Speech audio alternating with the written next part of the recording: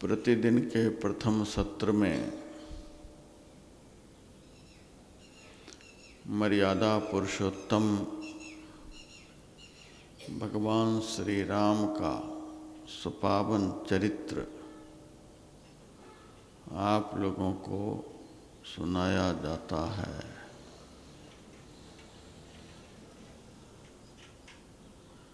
भगवान श्री राम का एक एक चरित्र जो तुलसीदास जी महाराज ने मानस में लिखा है, हम लोगों के लिए पूर्ण रूपेण आचरणीय है, आचरण में उतारने के योग्य है।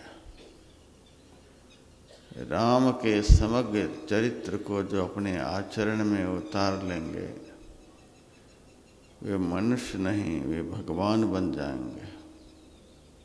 ऐसा पवित्र चरित्र है। एक एक बात में मर्यादा है, एक एक बात में शीलता है, एक एक बात में उपदेश भरा हुआ है। उनका तो एक एक क्रियाकलाप वेद सम्मत, शास्त्र सम्मत है। सुखदेव जी महाराज बहुत सारे अवतारों की कथा परीक्षित को सुनाई है, लेकिन राम की कथा बहुत कम सुना पाए।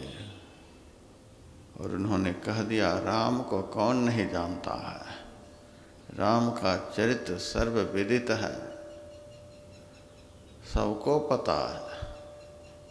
इतना कहकर कथा को उन्होंने आगे बढ़ा दिया। सब कुछ जानते हैं, सब समझते हैं, फिर भी किसका सम्मान किस तरह से करना चाहिए, किसका आदर किस तरह से करना चाहिए, किसके सामने जाकर किस तरह से बैठना चाहिए, किस तरह का आचरण करना चाहिए, किस तरह से बोलना चाहिए, किस तरह से देखना चाहिए, उनके जीवन का तो हर एक क्रियाकलाप हम समस्त मानव जाति के लिए आदर्श रूप है।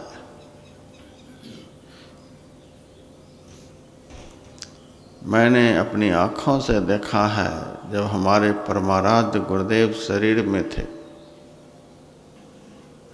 ग्रंथ तो दुनिया में बहुत हैं, लेकिन भारतीय संस्कृति का यह अंतिम ग्रंथ है। वेद से ग्रंथ का आरंभ हुआ है, रामचरितमानस पर आकर ग्रंथ की परिसमाप्ति हुई है। ऐसा यह ग्रंथ है। समग्र शास्त्रों का सार निचोड़ कर तुलसीदास जी महाराज ने रामायण में भर दिया है। इससे आगे समझने के लिए, बूझने के लिए और सरल सहज सरस भाषा में कोई ग्रंथ नहीं है। गुरु महाराज प्रतिदिन भगवान राम के चरित्र को सुनते थे। शरीर के अंतिम दिन तक रामायण का पाठ आश्रम में होता रहा। अर्थ सहित सुनते थे, बड़े प्यार से सुनते थे, घंटों बैठ करके सुनते थे। अब जिस चरित्र को आदर्श मानकर हमारे आराध्य देव प्रतिदिन सुनते थे, वह चरित्र हम लोगों के लिए कितना आदरणीय होना चाहिए, कितना श्रवण के योग्य, मनन के योग्य, आचरण के योग्य होना चाहिए, कल्पना कर सकते हैं। टिप्पणी नहीं करनी चाहिए। महापुरुष के आदर्श को अपने जीवन में स्वीकारने का प्रयास करना चाहिए। माता पिता के प्रति कितना प्रेम है, कितनी श्रद्धा है, कितना आदर का भाव है। यदि राम चाहते तो दुनिया में किसकी ताकत राम को कोई वन में भेज देते। यदि उस वक्त अयोध्या में इलेक्शन हो जाता तो महाराज दशरथ को एक भी वोट नहीं पड़ता, न कैकेयी को एक वोट पड़ता। टोटल वोट, भारी बहुमत से किसी को, सबका जमानत जब्त हो जाता। लेकिन विरोध नहीं किया, स्वीकार कर लिया। माता पिता ने हमें जो दिया वह हमें स्वीकार है। ये स्वीकारने वाली पद्धति भगवान राम के स्वीकारो, तिरस्कार मत करो, ठुकराओ नहीं। बढ़िया चीज़ मिले तो दोनों हाथ से उसे ग्रहण कर लें, घटिया चीज़ मिले तो लात मार दें, सो बात नहीं। महापुरुष जो हमें दे रहे हैं, आदर के साथ उसे स्वीकारो। ये हमारे लिए महाप्रसाद है। माता पिता के दिए हुए जंगल को प्रसाद मान करके भगवान राम ने स्वीकारा है, तब वे भगवान बने हैं। भगवान बनने वाला यह सब आचरण है। ऐसा आचरण हो जाए तो आप मनुष्य नहीं रहेंगे, भगवान की तरह दुनिया में पूजनीय हो जाएंगे। अपने से श्रेष्ठ महापुरुष जो कहे, जो बताए, जो हमें प्रदान करे, उसको महाप्रसाद मान करके स्वीकारें। उसको महाप्रसाद नहीं समझेंगे तो हम राम नहीं बन पाएंगे। उनकी वाणी जो है वह प्रसाद है, उनका उपदेश जो है हमारे लिए प्रसाद है, उनका किया हुआ आचरण हम लोगों के लिए प्रसाद है, उनका दिखाया हुआ रास्ता हमारे लिए प्रसाद है, उनका दिया हुआ ज्ञान हम लोगों के लिए प्रसाद है। जो कुछ भी दें, यदि हमारे जीवन में सुख आ जाए तो भी उसे प्रसाद समझकर अहंकार बुद्धि का परित्याग कर ग्रहण करें। जीवन में दुख आ जाए तो वह भी प्रसाद है, उसको भी हम प्रसाद समझ करके ही स्वीकारें।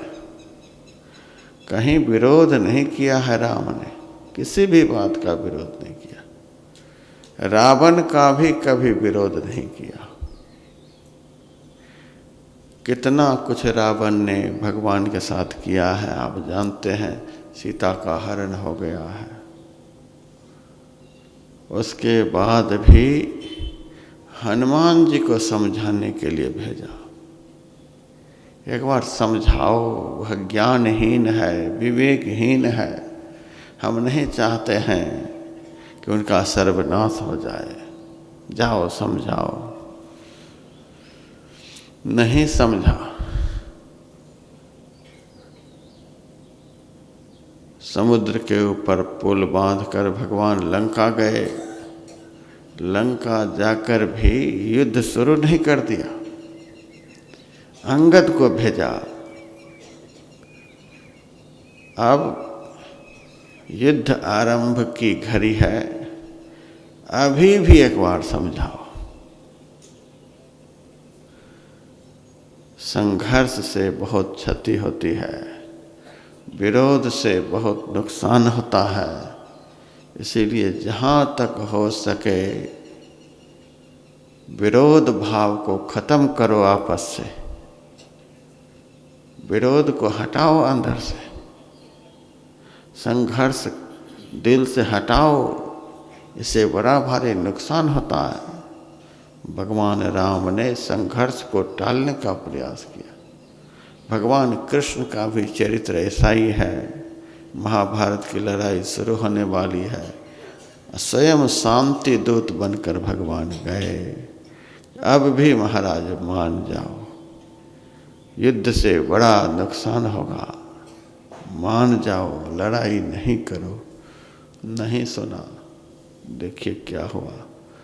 तो भगवान के प्रसाद को, भगवान के जीवन से संबंधित, भगवान के क्रियाकलाप से संबंधित उपदेश से लेकर आचरण तक में जो कुछ भी हमें मिल रहा है वह हमारे लिए प्रसाद है, स्वीकारें उसको।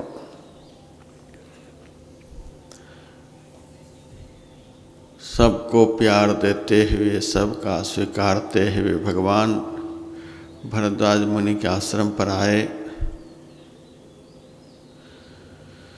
उन्होंने जो कुछ भी आदर मान सम्मान किया उसको स्वीकार कर लिया। उसके बाद चलते वक्त जो मर्यादा है उस मर्यादा के तहत भरद्वाज मुनि से कहते हैं, मुनिराज यहाँ से मैं आगे जा रहा हूँ, यहाँ से आगे कभी हम गए ही नहीं, इसलिए आप कृपा करके हमें बताओ हम किस रास्ते से जाएं। रास्ता सब नहीं बतला सकता, जो गया है, जो उस सफ़र से गुजरा है वही बतला सकता है। कबीर साहब की वाणी में, वहाँ के हाल कबीर गुरु जाने, जो आवत जात हमेश हो। परमात्मा धाम के विषय में संत जानते हैं, पहुँचे हुए सदगुरु जानते हैं, उनका उस दरबार से सीधा कनेक्शन है। वहाँ के हाल कबीर गुरु जाने, उस परमात्मा धाम के विषय में अच्छी तरह से संत महापुरुष जानते हैं। वहाँ कैसे जाया जाता है, किस उपाय से जाया जाता है, वह स्थान कैसा है, वहाँ कैसा आनंद है, क्योंकि संत का उस स्थान से बड़ा भारी लगाव है। अपने से भी गए हैं और बहुतों को बहुत बार वहाँ लेकर गए भी हैं। वह दरबार से संत का आना जाना लगा हुआ रहता है, आवत जात हमेश हो।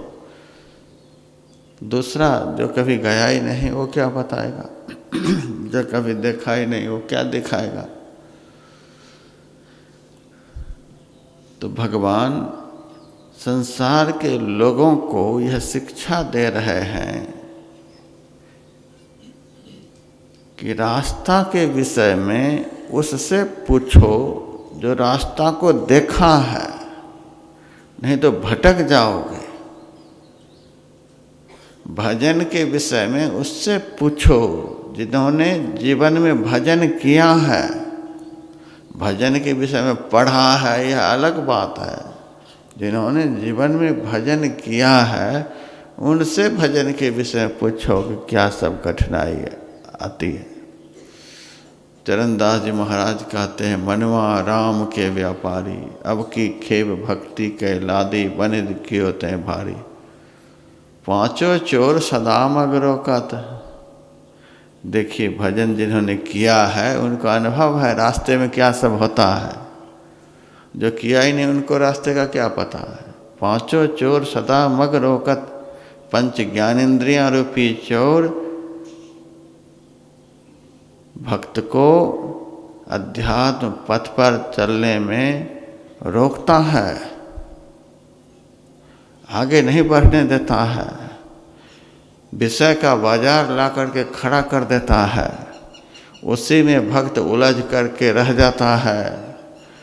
किस लिए बैठे थे, क्या करने के लिए बैठे थे, क्या जपने के लिए बैठे थे, विषय बाजार को सामने देखकर उसी के चिंतन में, उसी के मनन में, उसी के संकल्प विकल्प में घंटों रह जाते हैं, बस आगे बढ़ नहीं पाते। पांचों चोर सदा मग रोकत, इनसों कर छुटकारी, इनसे अपने को छुड़ाओ। विषय बाजार जो ये सामने लाकर खड़े करते हैं तो उससे आगे बढ़ने का प्रयास करो। सद्गुरु नायक के संग मिले चल, लूट सके नहीं धारी।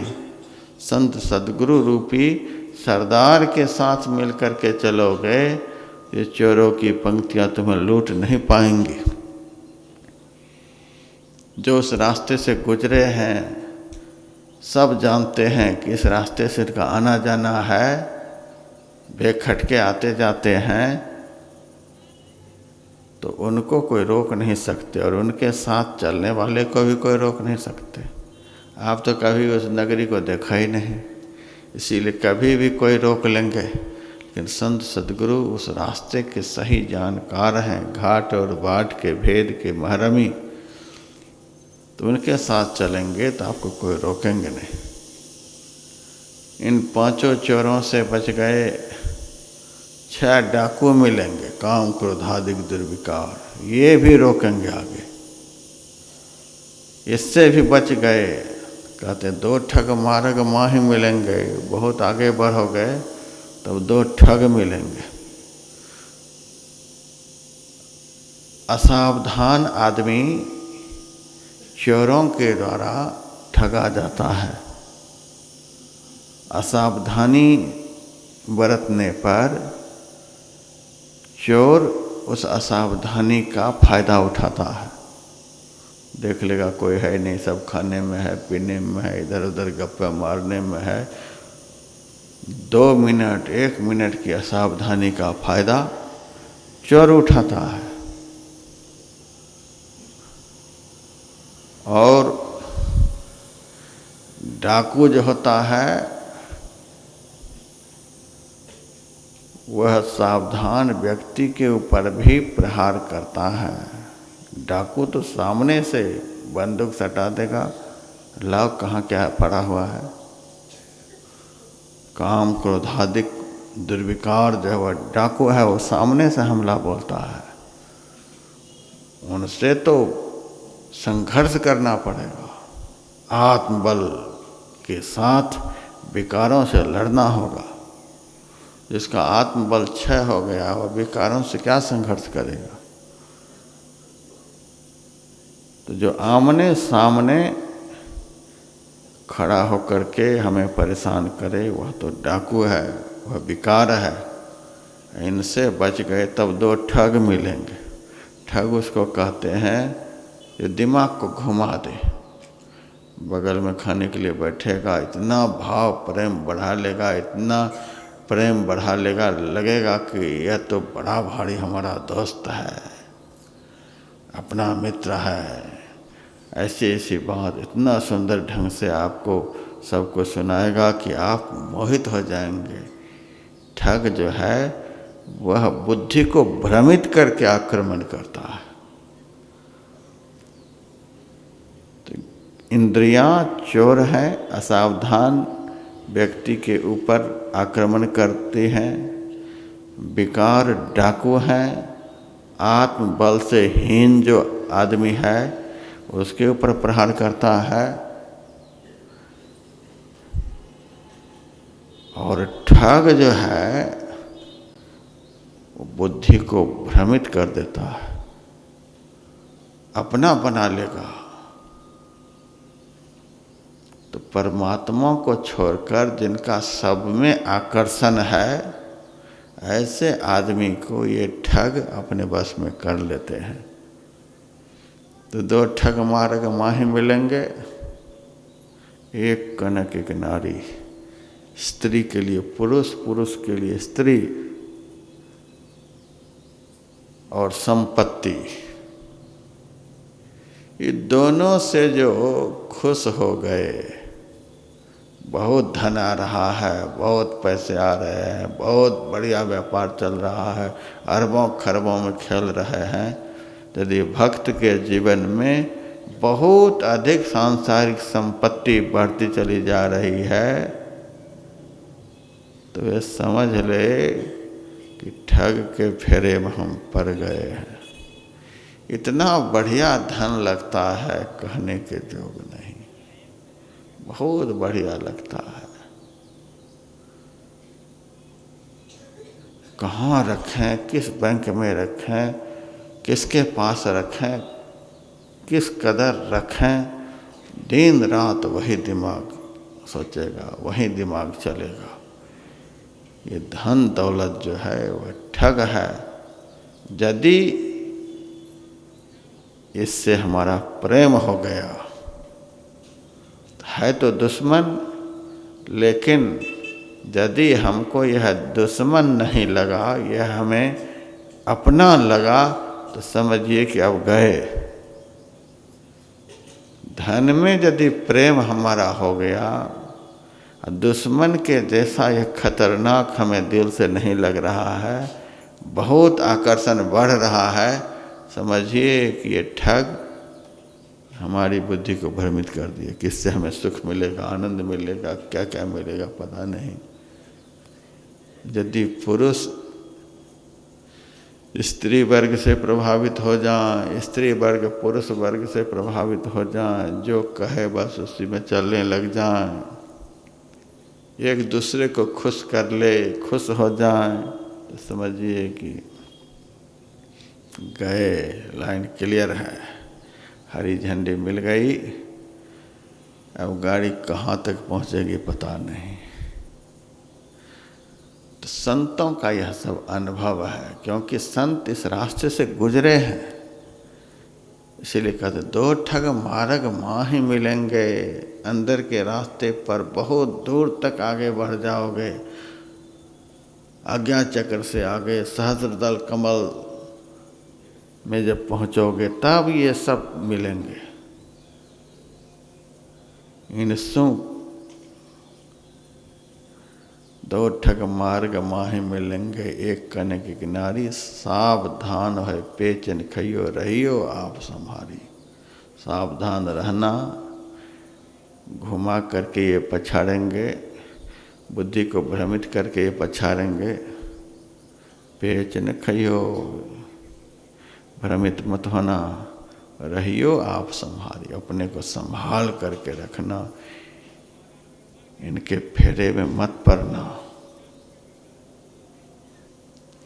यदि इनसे बच गए, चोर बतला दिया, डाकू का नाम बतला दिया, डाकू कौन है, और ठग का नाम भी बतला दिया, ये ठग कौन है। इन तीनों से बच गए। तीनों एक ही जगह नहीं मिलेंगे, कुछ दूर जब जाएंगे तब चोर मिलेंगे, कुछ होगा आपके पास तभी तो चोर मिलेंगे। हमारे पास आकर क्या करेंगे। मेरे पास एक ज्योतिषी जी आए, महाराज आपकी हस्तरेखा हम देखना चाहते हैं। तो हमारे हाथ में आप क्या देखोगे। नहीं नहीं महाराज हम देखना चाहते हैं। तो हाथ आगे बढ़ा दिया, देखो हाथ। अरे महाराज आप कुछ नहीं करा रहे हैं, आपके ऊपर तो शनि की 7.5 चल रही है। शनि की 7.5 मेरे ऊपर। हाँ महाराज। मैंने कह दिया तू मेरे सामने से चला जा, हमारा सब ग्रह उतर जाएगा। तू ही ग्रह बनकर मेरे सामने आया है। नहीं नहीं महाराज इसका शांति करा लो, अच्छा रहेगा। मैंने कहा क्या सब लगेगा। 1.25 मन काला तिल लगेगा, 125 मीटर काला कपड़ा लगेगा, एक काले रंग की भैंस लगेगी, क्या क्या दुनिया भर का बता दिया। मैंने कहा ये सब तो कुछ है ही नहीं मेरे पास, इतना हम कहाँ से लाएंगे महात्मा आदमी। तब कहता अच्छा चलो आप साधु हो, आधा कर देते। मैंने कहा आधा भी नहीं है, 1/4 कर देते हैं, 1/4 भी नहीं है। तब आखिर में सोचा कि सुबह सुबह आया हूँ, बोहनी न खराब हो जाए। तो 1.25 मीटर काला कपड़ा और 5 रुपये और 125 ग्राम काला तिल ही आप ले आओ, हम शांति करा देंगे। मैंने कहा यह भी मेरे पास नहीं है। वह भी सोच रहा था कुछ लेकर के जाएं यहाँ से, ताकि यात्रा खराब ना हो। और ये महात्मा कोई देने को तैयार ही नहीं है, कहता कुछ है ही नहीं। आखिर में इतना पर वो आ गया, काले धागे की एक अंटी ही आप ले आओ। उसके मन में था कम से कम झोला भी सीने को तो हो जाए। काले धागे की आंटी एक ले आओ, चलो इतना सही आपके ग्रह शांति करा देंगे। मैंने कहा वो अभी मेरे पास नहीं है। अब जंगल में उस समय मैं रहता था, कुछ था ही नहीं, तो साफ साफ कह दिया वो अभी मेरे पास नहीं है। तब कहता है फिर आप कुटिया में आराम करो, आपका शनि ग्रह क्या बिगाड़ लेगा। आपके पास आकर तो शनि ग्रह की भी यात्रा खराब हो जाएगी। अब जाओ महाराज जहाँ जाना हो, आपका क्या ग्रह बिगाड़ेगा, कुछ होगा तभी तो बिगाड़ेगा। तो वही बात है, जब भजन करेंगे, भजन में कुछ भीतर में मिलेगा तभी तो ज्ञानेंद्रिय रूपी चोर का आक्रमण होगा। अभी तो कुछ है ही नहीं, काहे के लिए चोर आएगा। चोर भी देखता है कि ये तो ऐसे झोला छाप भगत हैं, झोला छाप के पास जाकर क्या करें, कुछ है ही नहीं इनके पास। जब कुछ होगा तब चोर का आक्रमण होगा। कल भी एक चोर आया, नाल चुरा करके ले गया यहाँ से। कितना दाम होगा उसका। ये चोर थोड़ा सा पर भी लालच दिखा देता है। यदि मेरे पास ऐसे हाथ जोड़ कर कहता तो 1000 5000 तो ऐसे हम दे देते, तो नहीं, ईमान खराब किया, खाया पिया, नाल उठा के ले गया। तो चोर थोड़ा पर भी लालच कर बैठता है, लेकिन डाकू जो होगा वो थोड़ा पर आक्रमण नहीं करेगा। जब ज़्यादा होगा तब बंदूक दिखाएगा, कुछ मिले तब तो। ऐसे एक नाल उठा करके काहे के लिए बंदूक दिखाएंगे, तो नहीं। जब ज़्यादा माल होगा तब डाकुओं का आक्रमण होगा। जब भजन की पूंजी अधिक बढ़ेगी तब विकारों का आक्रमण होगा। अभी कहाँ विकार आया, अभी तो कुछ भी नहीं है, कुछ भी नहीं, 0 रन पर आउट हैं, कुछ भी नहीं। चोर काहे के लिए आएगा, हमारे पास कुछ है ही नहीं। और जब कुछ बढ़ेगा तब डाकुओं का आक्रमण, विकारों का आक्रमण होगा। च्यवन ऋषि के पास गया, देवर्षि नारद जी के पास गया, श्रृंगी ऋषि के पास गया। भाग भाग रे फकीर के बाल का, कनक ओ कामिनी बाघ लागा। मारी तो ही डाढ़ी है पड़ा चिल्लाएगा, बड़ा बेवकूफ़ तुम ना ही भागा। श्रृंगी ऋषि को तो मार लिए, बचा न को जो लाख त्यागा। दास पलटू कह बचेगा वही, जो बैठ सत्संग दिन रहन जागा। तो विकार श्रृंगी ऋषि पर आक्रमण करेगा, विश्वामित्र पर आक्रमण करेगा, सर्वभंग ऋषि पर आक्रमण करेगा।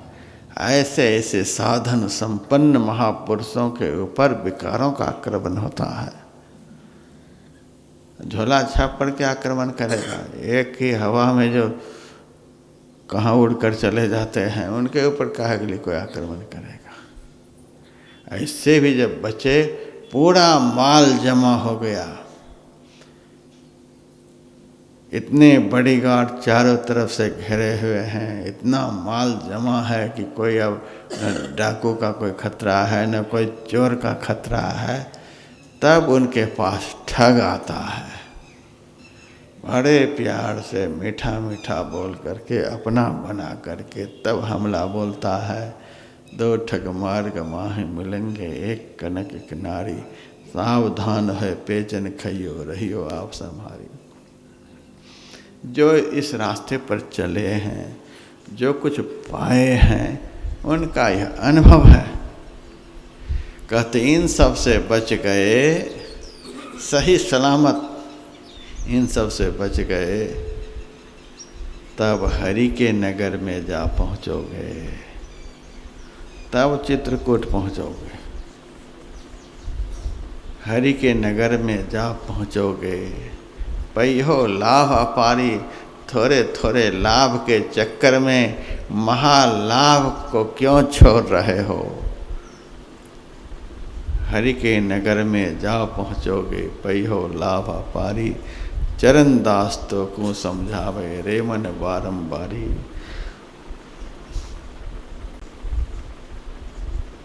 तो भगवान श्री राम संत से रास्ता पूछ रहे हैं, जिनको रास्ता का ठीक ठीक ज्ञान है कि आगे आगे क्या सब मिलने वाला है, क्या सब होने वाला है, किस चौराहे पर चोर घेरते हैं, किस चौराहे पर डाकू का आक्रमण होता है, किस चौराहे पर ठग मिलते हैं। संत उस रास्ते से गुजरे हैं, उनको पता है किस चौराहे पर क्या सब होता है। अज्ञा चक्र में क्या होगा, सहस्रार चक्र में क्या होगा, त्रिकुटी में क्या होगा, भंवर गुफा में क्या होगा, अंदर के चौराहे सब पर कहाँ क्या सब मिलते हैं। साधु संत को पता है, जो उस रास्ते से गुजरे हैं। ऐसे से रास्ता पूछना चाहिए। जो कभी गया ही नहीं वो भटका देगा। एक आदमी से मैंने पूछा था, जब हिमालय की हम पैदल यात्रा कर रहे थे, पूरे हिमालय की पैदल यात्रा,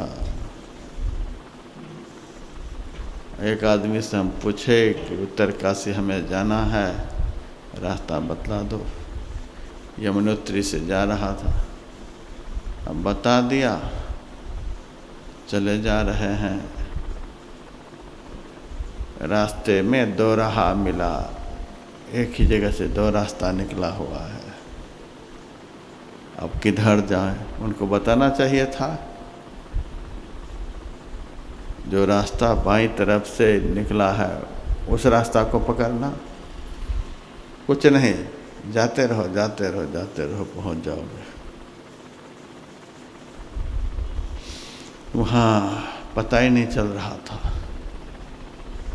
एक तरफ तो आदमी वहाँ से गुजरता था, दूसरी तरफ से जंगली जानवर निकलता था, तो लगता था दोनों रास्ता ही है। हम भटक गए। जानवर जिस रास्ते से जाता आता था वही रास्ता हम पकड़ लिए। जाते जाते 9 बज गई रात, कहीं ठौर ठिकाना मिल ही नहीं रहा है। पहाड़ की चोटी पर पहुंच गए, वहाँ भालू चिघाड़ मचा रहा है।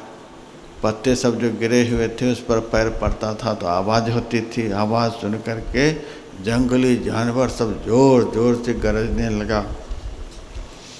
अब हमने सोचा अब कहाँ जाए, रास्ता सूझे नहीं। टॉर्च एक था मेरे पास, लेकिन रोशनी नहीं के बराबर, अब बढ़िया से आगे भी नहीं दिखे, कहाँ जाए नहीं जाए। बहुत भटके जंगल में, सही रास्ता दिखलाने वाला नहीं मिला। जान केवल बच गई, कोई कर्म बाकी नहीं था। तो वही बात है, भगवान श्री राम समाज को शिक्षा दे रहे हैं, भक्ति के रास्ते पर चलने वाले को शिक्षा दे रहे हैं।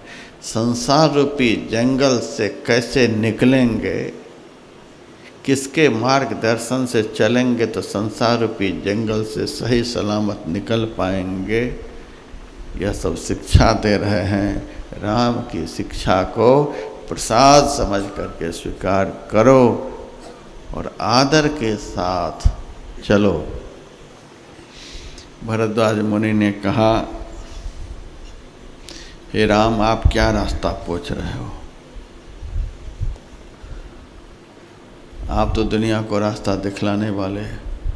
हम भी जो यहाँ तक पहुँचे हैं आपके ही रास्ते पर चलकर, आप मेरे से रास्ता क्या पूछ रहे हो? आप तो जिधर चलोगे उधर ही रास्ता बन जाएगा। जो रास्ता पकड़ने की इच्छा हो पकड़ लो, वही रास्ता बनेगा। महापुरुष जो आचरण करते हैं, जो व्यवहार करते हैं, जो चरित्र करते हैं, जिस रास्ते से गुजरते हैं, समाज के लिए वह रास्ता बन जाता है। आप मनुष्य नहीं, महापुरुष हो। आप जिधर से चाहो निकल जाओ। नहीं नहीं महाराज, फिर भी रास्ता दिखाने वाले होते तो अच्छा रहता। भरद्वाज मुनि ने अपने शिष्यों को बुलाया, अरे आ जाओ, कुछ राम जंगल जाना चाहता है, रास्ता बता देना। कहे तो 50 आ गए।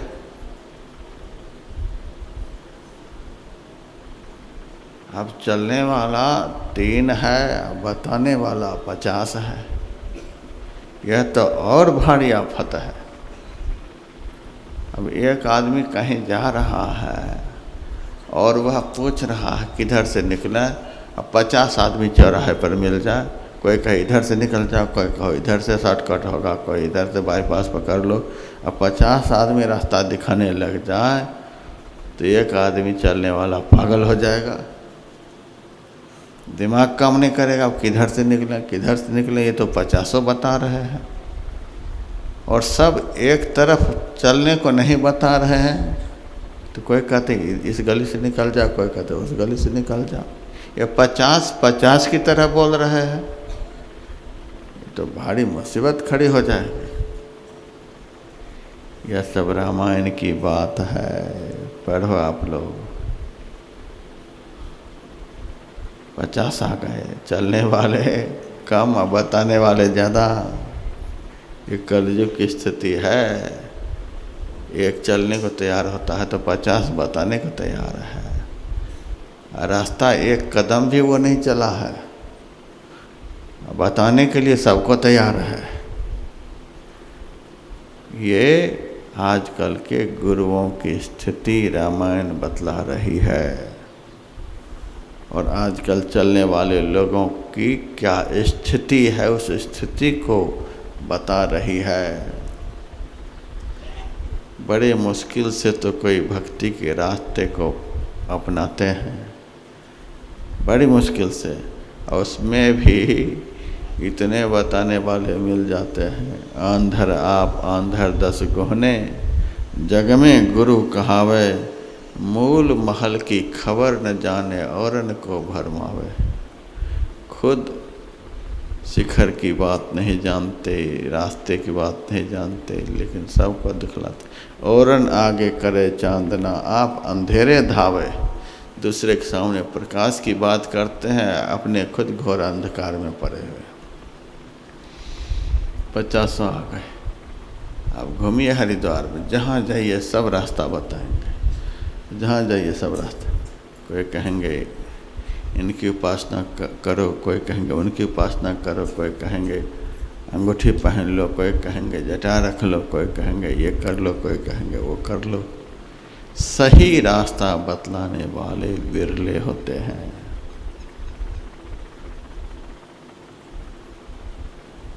पंछी के खोज और मीन के मार्ग, ढूंढे न कोई पाया हो, कह कबीर सतगुरु मिल पूरा, भोले को राह दिखाया हो। ज्ञानहीनो गुरुस्त्याज्य, मिथ्यावादी विडंबक, स्वाविश्रांति न जानाति, पर शांति करोति किम। ज्ञान से हीन जो मार्गदर्शक हैं उनसे पिंड छुड़ा लो। जो झूठ बोल रहे हैं, दंभ पाखंड दिखला रहे हैं, प्रदर्शनी दिखला रहे हैं, जो खुद अपने जीवन को शांतिमय नहीं बना सके और दूसरे के जीवन को शांतिमय कैसे बनाएंगे। उज्जैन कुंभ में मैं गया हुआ था। 1992 ईस्वी की बात है, मैं गया हुआ था। अब भारत में तो धर्म के नाम पर इस कदर लूट है कि हम कह नहीं सकते। बड़ा भारी एक संस्था का प्रदर्शनी लगी हुई थी। जैसे आप घुसेंगे वैसे ही 50 आपको पकड़ लेंगे। आप चलिए इधर, आप चलिए इधर, आप चलिए इधर, ये देखिए, ये देखिए, है वहाँ पर शिव जी बैठे हुए हैं, इधर से काल भैरव लेकर के जा रहा है, उधर देखिए ब्रह्मा जी वहाँ बैठे हुए हैं कमल के ऊपर, उसके बगल में गायत्री सावित्री भी हैं। आप इधर से निकले, ये देखिए वहाँ जा रहे हैं, ये वहाँ पर सरस्वती बैठी हैं, वहाँ पार्वती बैठी हैं। कई एक जगह पहाड़ बना रखे हैं, नकली पहाड़, नकली चित्र, नकली रास्ता, लोगों के आने जाने का भी चित्र बना हुआ है। ये देखिए, इस रास्ते से ब्रह्मलोक, इस रास्ते से शिवलोक, इस रास्ते से इंद्रलोक,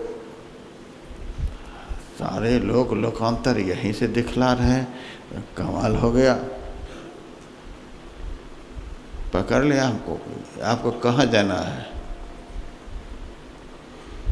आपको कहाँ जाना है? इधर देख लो, इंद्रलोक है, शिवलोक है, वैकुंठ है, वो है, ये है। आपको महाराज कहाँ जाना है, आप बताओ। मैंने कहा हमें आपके पास से, शिविर से बाहर निकलना है। मैंने साफ कह दिया, आपके इस प्रदर्शनी के जो शिविर लगे हुए हैं, हम जल्दी से जल्दी से बाहर जाना चाहते हैं। अरे महाराज आप नाराज हो गए, नाराज हो गए। हम नाराज काहे के लिए होंगे? हमें पागल नहीं होना है, अपनी खोपड़ी को आप लोगों से बचा करके रखना है। इसीलिए हमें अब वह रास्ता बताओ कि तुम्हारा गेट कहाँ है कि जल्दी बाहर निकलो।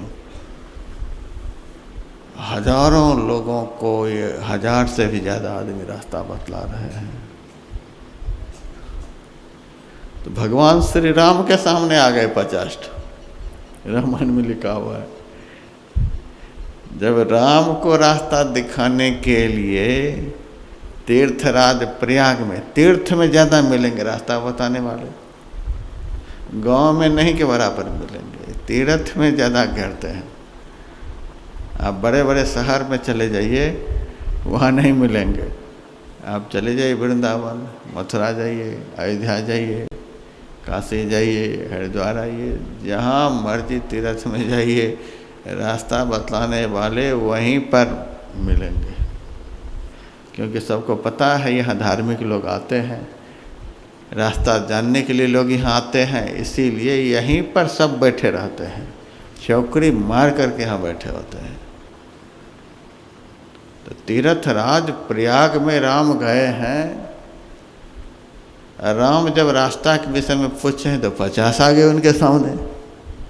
अब राम ने कहा, लक्ष्मण अब क्या करें, ये तो 50 आए हैं, इतने लोगों से हम रास्ता नहीं पूछेंगे, आप लोग जाओ यहाँ से।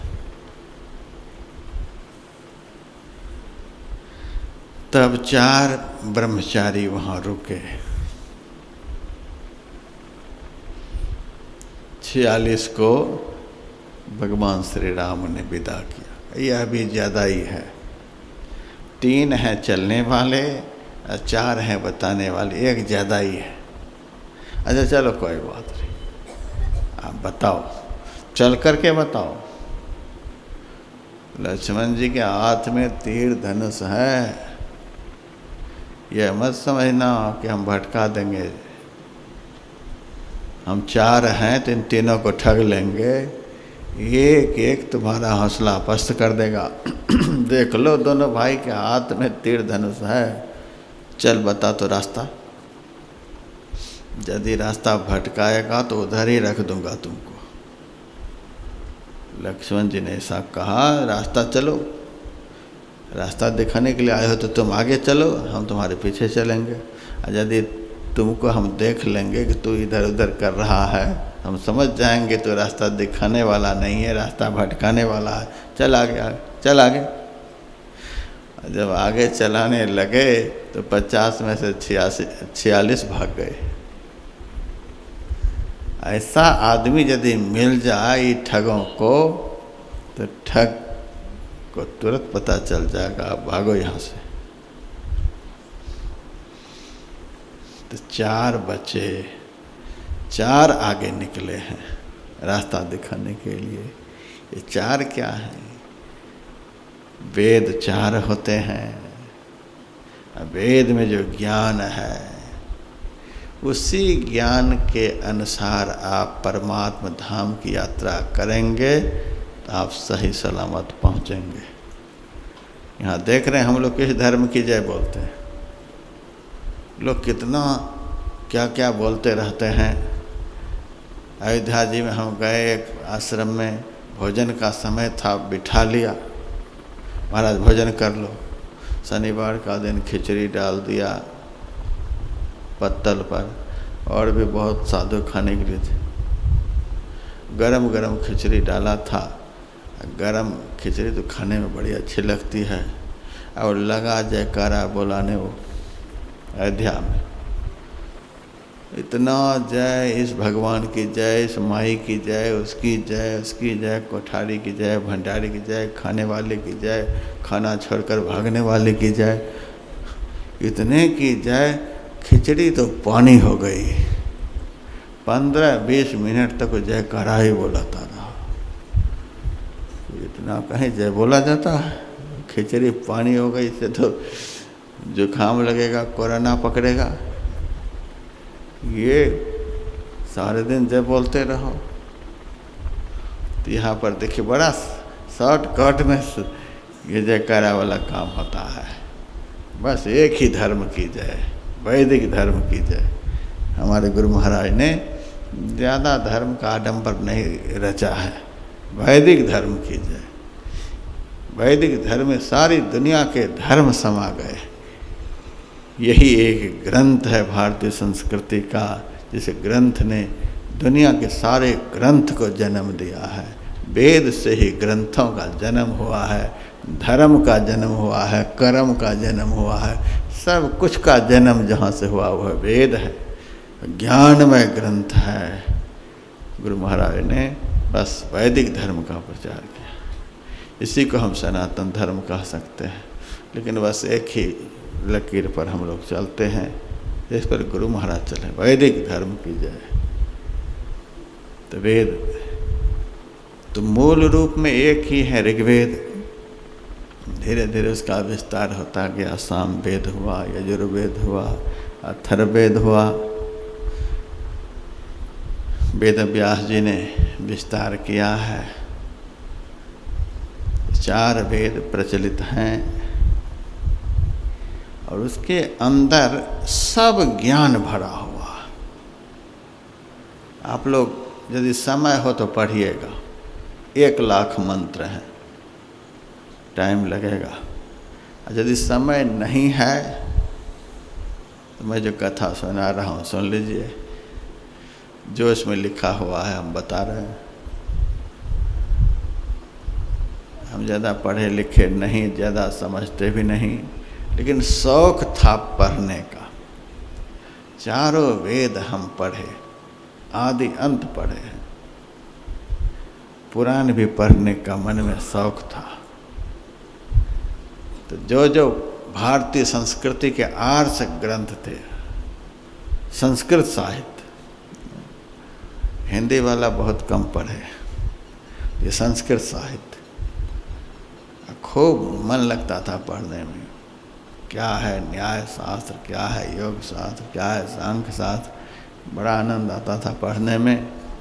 पढ़ने वाला कभी कभी मिले, कभी नहीं मिले, तो अपने से वेद रूप गुरु हो ही की कथा सुना वहीं, पंडित को धरि रूप के अर्थ बता वहीं। पहुँचे हुए संत सद्गुरु जो होते हैं, ज्ञान के स्वरूप होते हैं।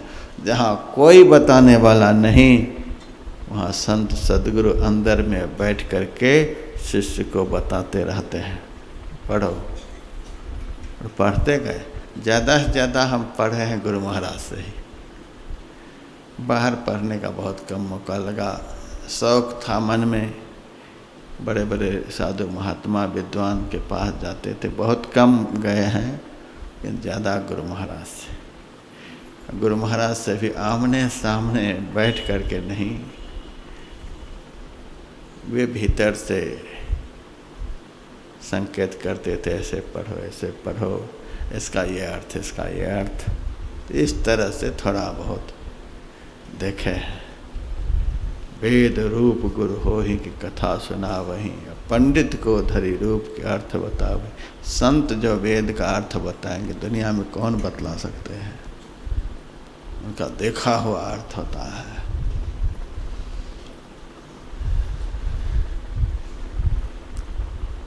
तो 4 वेद हैं, 4 वेद के अंदर सारा ज्ञान भरा हुआ है, सब कुछ है वेद में। कोई पुस्तक आप पढ़ें चाहे नहीं पढ़ें, चारों वेद के अंदर सारा ज्ञान भरा हुआ है। यही वेद मार्ग यथार्थ में ही ज्ञान मार्ग है। वेद जो संसार के प्राणियों को सही दिशा के लिए मार्ग प्रशस्त कर रहे हैं, यथार्थ में वही असली मार्ग है, वेद मार्ग। वेद का अर्थ ज्ञान होता है, यही यथार्थ में ज्ञान मार्ग है, ज्ञानियों का मार्ग, संतों का मार्ग। ये 4 जो बचे हैं, ये 4 वेद हैं, अर्थात संतों का जो ज्ञान है यथार्थ में वही ज्ञान मार्ग है। संतों का ज्ञान जो है वही वेद मार्ग है। पहुँचे हुए संत वेद मार्ग बतलाते हैं, ज्ञानमय मार्ग, आदमी भटक नहीं सकता है। तो 4 ब्रह्मचारी रास्ता दिखाने के लिए आगे बढ़े। कुछ दूर जा कर के ये 4 भी रुक गए। वेद का ज्ञान आपको आगे बढ़ाएगा, मार्गदर्शन करेगा, लेकिन चलना पड़ेगा आपको। आप कहिएगा कि वेद हमारे आगे आगे चलेगा और हम पीछे पीछे चलेंगे, ऐसा नहीं। वेद रास्ता दिखलाता है, चलना पड़ता है भक्त को, हम लोगों को चलना पड़ेगा। तो कुछ दूर तक मार्गदर्शन किया, उसके बाद कहते महाराज अब इसी रास्ते से चलते जाओ, चलते जाओ, हम जा रहे हैं अपने गुरु जी के पास। चारों ब्रह्मचारी वापस भरद्वाज मुनि के आश्रम पर आ गए। अब एक बचा, एक बड़े तपस्वी भगवान राम को सामने मिले, वे ध्यान मुद्रा में बैठे हुए। अब उस तपस्वी के विषय में किसी ने ढंग से परिचय नहीं दिया।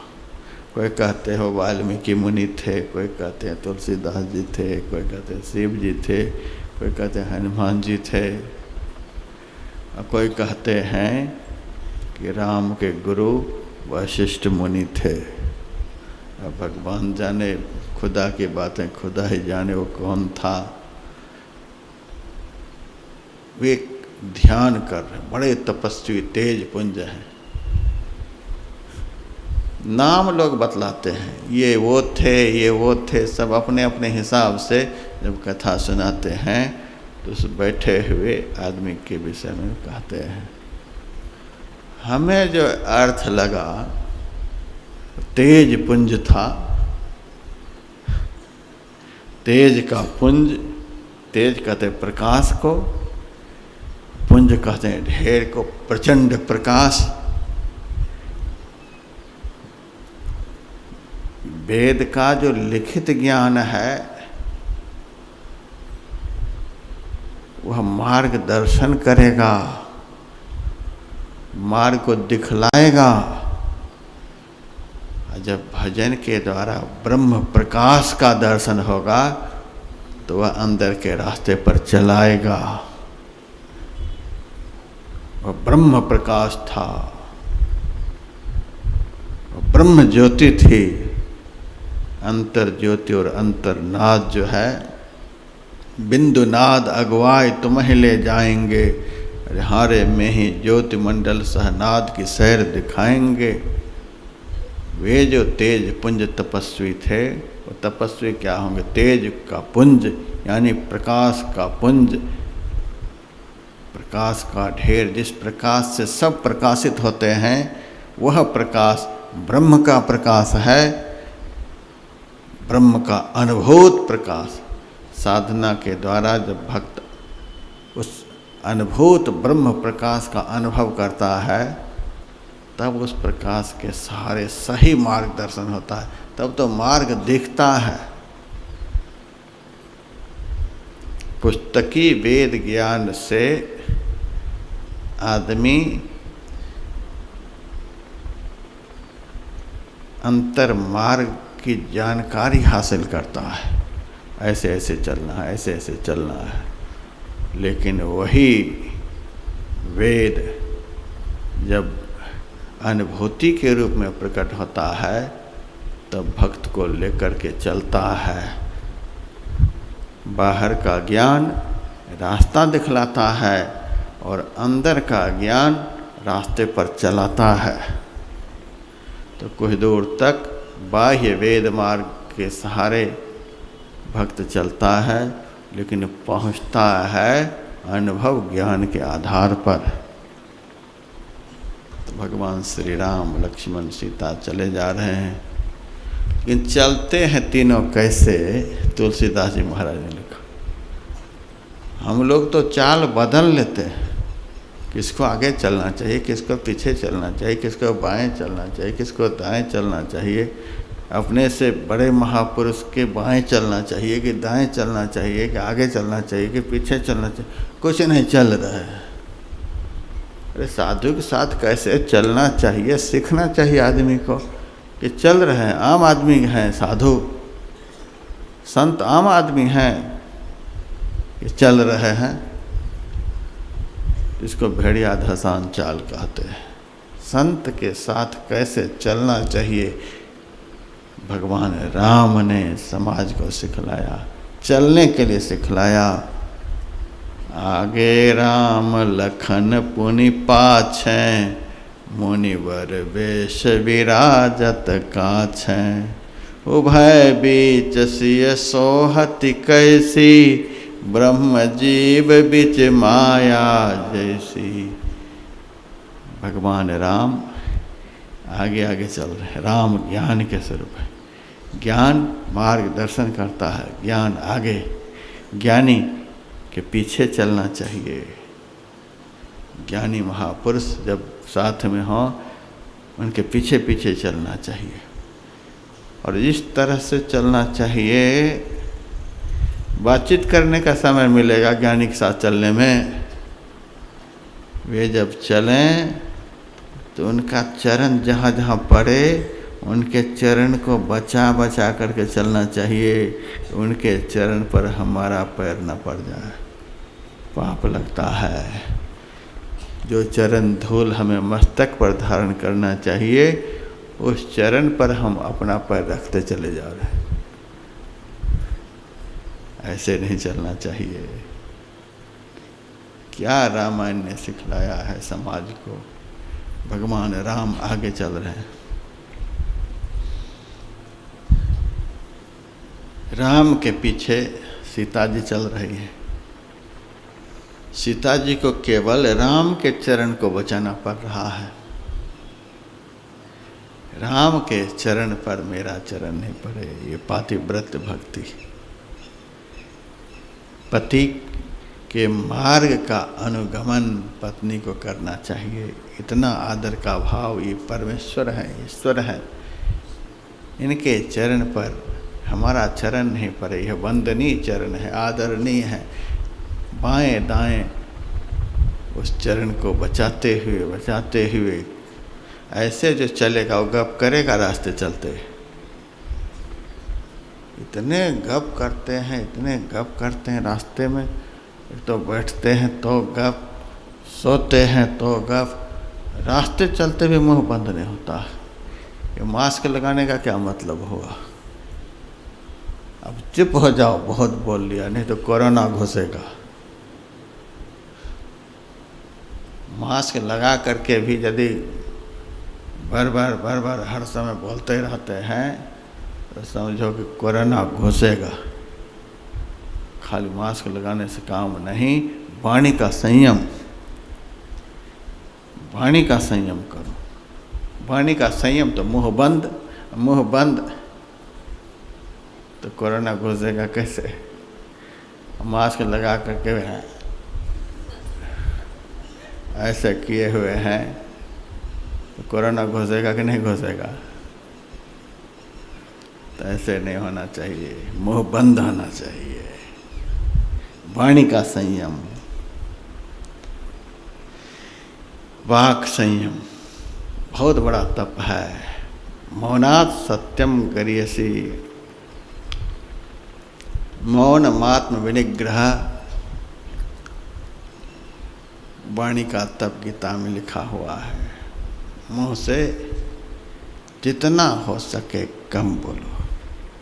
महर्षि रमन इतना कम बोलते थे, पहले तो बहुत साल बोले ही नहीं, जब बोले तो इतना कम बोलते थे कि लोग डायरी में लिख लेते थे कि आज भगवान रमन 3 ही बार बोले, पूरे दिन में 3 बार, पूरे दिन में 2 बार, पूरे दिन में 5 बार, इतना कम बोले। इतने बड़े महापुरुष हुए, मैं क्या कह सकता हूँ उनकी प्रशंसा में। वर्तमान समय के दत्तात्रेय जी महाराज, वर्तमान समय के ऋषभ भगवान। हमने ऋषभ भगवान को तो नहीं देखा, दत्तात्रेय को नहीं देखा, लेकिन इनके चित्र को हमने देखा। वर्तमान समय के सच्चा सन्यासी, सन्यासी का धर्म जो भागवत में लिखा हुआ है, ठीक सच्चा सन्यासी भगवान रमन महर्षि थे। हम तो दक्षिण भारत जाते हैं तो एक बार जरूर मन करता है उनके आश्रम पर जाने की। कई बार गए, जिस गुफा में रहते थे उस गुफा में भी गए। बड़े विलक्षण संत, इतना कम बोलते थे कि भक्त लोग लिख लेते थे, आज भगवान 2 बार बोले। ऐसा यदि बोलने के लिए आ जाए, मास्क मुंह पर रहे चाहे नहीं रहे, कोरोना घुस नहीं सकता है। ऐसे वाक संयमी के अंदर वायरस का संक्रमण को कौन कहे, काल यमराज का संक्रमण नहीं हो सकता है। जिन्होंने वाणी का संयम कर लिया, उनके भीतर में कौन जाएगा? उसका तो मुंह बंद है। हम तो जब बाहर निकलते हैं तब दुनिया को दिखलाने के लिए, रास्ता दिखलाने के लिए, चलो हम ही नहीं लगाएंगे तो दूसरा काहे के लिए कोई लगाएगा? ये महाराज तो ऐसे जा रहे हैं। नहीं तो हम वाक संयम, वाणी का संयम, बोलो ही नहीं, मुंह हर समय बंद रखो। कौन घुसेगा? कोई नहीं घुसेगा। वाक संयम।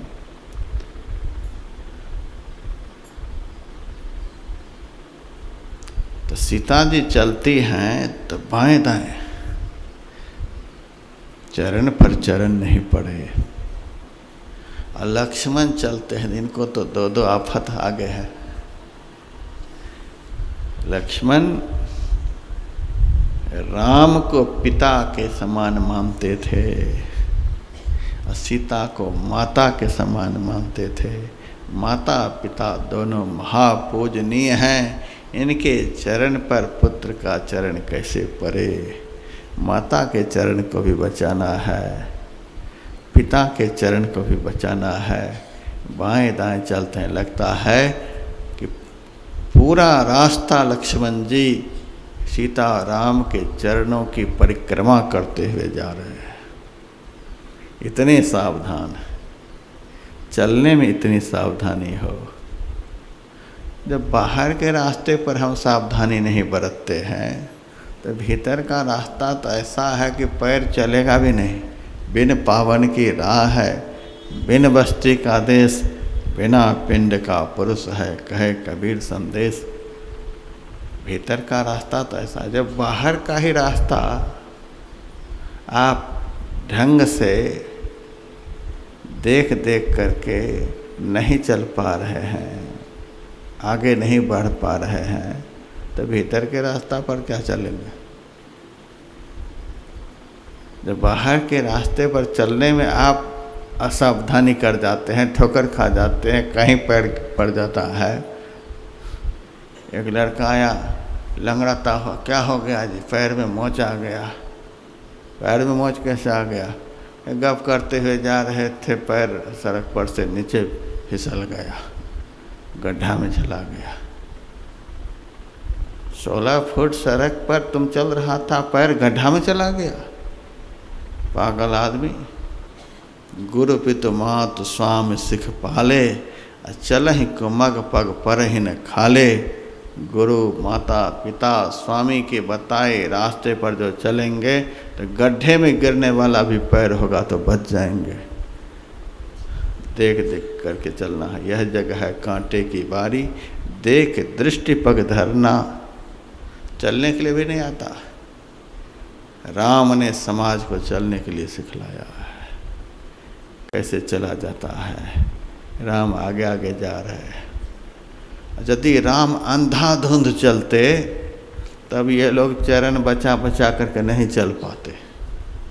धीरे धीरे चल रहे थे, हिसाब से चल रहे थे कि इस तरह से हमारे पीछे के लोग हमारे चरणों को बचा बचा करके चल रहे हैं, तो वो भी धीरे धीरे चलते होंगे। आराम से चलना चाहिए, देख देख करके चलना चाहिए। पुराणों में तो है कि चलना कैसे चाहिए।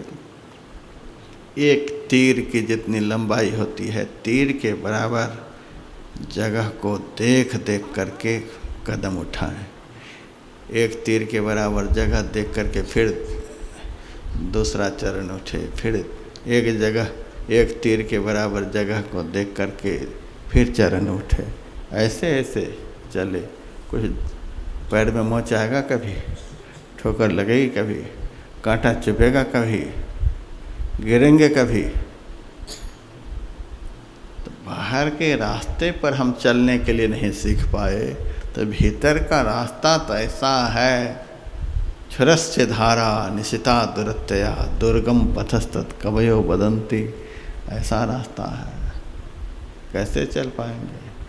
संत महापुरुष भगवान अवतार ये सब समाज को सही तरीके से चलने के लिए सिखलाया है, देखने के लिए, बोलने के लिए। केवल भीतर की ही बात महापुरुष नहीं बतलाते, बाहर का भी इतना ज्ञान भर देते हैं कि आदमी कहीं फिसलता नहीं है, ठोकर नहीं खाता है। तो राम धीरे धीरे चले जा रहे हैं, उनके पीछे लक्ष्मण जी, सीता जी के पीछे लक्ष्मण जी एक दूसरे के चरण को बचाते हुए परिक्रमा करते हुए जा रहे हैं। इस दृश्य का दर्शन कराते हैं तुलसीदास जी। उभय बीज सिय सौहति कैसी, ब्रह्म जीव बीच माया जैसी। आगे राम परमात्मा हैं, पीछे लक्ष्मण जी जीवात्मा है, बीच में जो सीता जी वो माया है। तीनों एक साथ चलते हैं, लेकिन लक्ष्मण को राम का दर्शन नहीं हो पा रहा। एक साथ हैं, एक साथ चल रहे हैं, लेकिन लक्ष्मण जी राम का दर्शन नहीं कर पा रहे, इसलिए कि बीच में सीता जी है। सीता जी बाएं दाएं हो जाएं तभी तो लक्ष्मण राम को देख। एक सीध में चल रहे हैं तो जो बीच में है उसी को तो देखेंगे, आगे वाले को कैसे देखेंगे। इस दृश्य का दर्शन कराया। राम ब्रह्म, यह जीव लक्ष्मण, उसके बीच में माया आवरण है, मल विक्षेप आवरण। आत्मा और परमात्मा में भेद पैदा करने के लिए माया है। घटतम प्रकाशव शब्द पढ़त्र जीव पर हैं छा रहे, कर दृष्टि और धन योग साधन ये हटाना चाहिए। हमारे गुरुदेव ने हम लोगों को रोज पाठ करने के लिए सिखलाया है। इस जीव के ऊपर घटतम प्रकाशव शब्द पढ़त्र, शरीर के अंदर जीव के ऊपर 3 आवरण छाया हुआ है। पहला आवरण अंधकार का, दूसरा प्रकाश का, तीसरा शब्द का।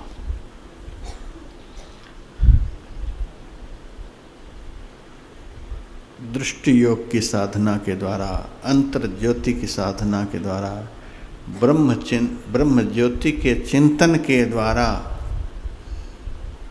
आज्ञा चक्र सुषुम्ना का ध्यान जो है, इसके द्वारा अंधकार रूपी पर्दा सामने से हटता है। ब्रह्मनाद की साधना के द्वारा, अमृतनाद की साधना के द्वारा प्रकाश और शब्द ये दोनों आवरण हटते हैं। इनके हटे माया हटेगी, प्रभु से होगी एकता, फिर द्वैतता ने कुछ रहेगी, असमानंद चाहिए।